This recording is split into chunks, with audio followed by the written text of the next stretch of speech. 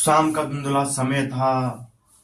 कच्चे रास्तों पर धूल जम चुकी थी और खेतों में दिन भर काम करते हुए आ रहे लोगों की थकी चाल में दिन भर की मेहनत झलक रही थी। और उसी गांव में एक लड़का रहता था, आरव नाम का, जो उसकी आंखें किताबों पर नहीं बल्कि डूबते हुए सूरज पर टिकी थी, क्योंकि उस समय संध्याकालीन का समय था और सूरज डूब रहा था। उसकी आंखों में कई सपने थे और दिल में एक अलग ही प्रकार का एक जज्बा। एक उसकी पिता का देहांत लगभग 5 साल पहले हो गया था। उसके पिता का सपना था कि मेरा आरव बड़ा होके अफसर बने। तो उसकी माँ लोगों के घरों में बर्तन कढ़ाई मांजने जाती, झाड़ू पोछा करती और उसी से आरव का पेट भरती। और धीरे धीरे लोगों के ताने सुनने मिले आरव को कि बड़ा हो क्या ही करेगा, सरकारी अफसर बनेगा।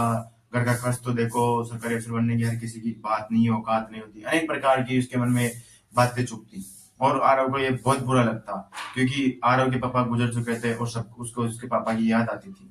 लेकिन उसके मन में एक ही थी, वह रोज सुबह स्कूल जाता और आता। एक बार वह स्कूल जा रहा था, स्कूल से आते टाइम उसे एक चिट्ठी मिली। उस चिट्ठी में उसके पिता की लिखावट थी। उस लिखावट को उसने हाथ कांपने लगे और दिल धड़कने लगा। और उसने घर आकर लिफाफा धड़ कब कब कब हाथों से खोला तो उसमें लिखा था, प्रिय आरव, अगर तुम ये चिट्ठी पढ़ रहे हो तो मैं आज तुम्हारे पास नहीं हूँ।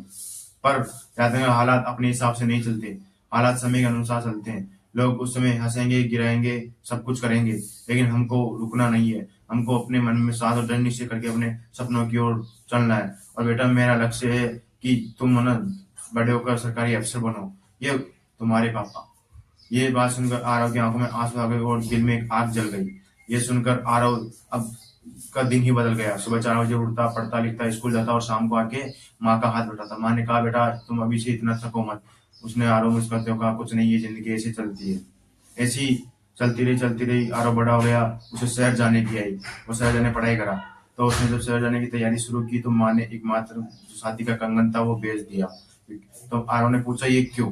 तो माँ ने कहा, बेटा क्योंकि हालात और परिस्थितियां कभी एक जैसी नहीं होती, क्योंकि जो मेरे पास था मैंने उसी से तेरे को पढ़ाया।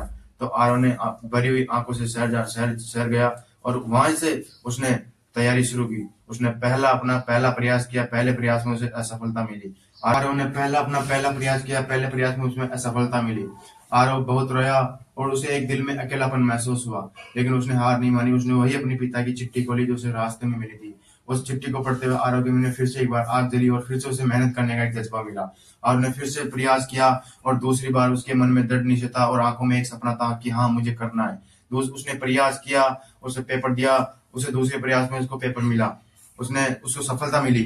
उसने रोते हुए आंख में आंसू आ गए। वो कम से कम 10 मिनट तक उसी स्क्रीन को देखता रहा। क्यों? क्योंकि उसे विश्वास नहीं रहा कि मैं आज सरकारी अफसर बन गया। उसने सबसे पहले अपनी रोते हुए अपनी माँ को फोन किया और बोला, माँ मेरा हो गया, माँ मेरा हो गया। ये कोई मामूली बात नहीं थी, ये गरीब लड़के की बात थी जो अपने सपनों को पूरा करने के लिए उसने मेहनत की। माँ एक ही बात बोली रोते हुए शब्दों में कि मुझे पता था बेटा तू कर लेगा, मुझे पता था बेटा तू कर लेगा।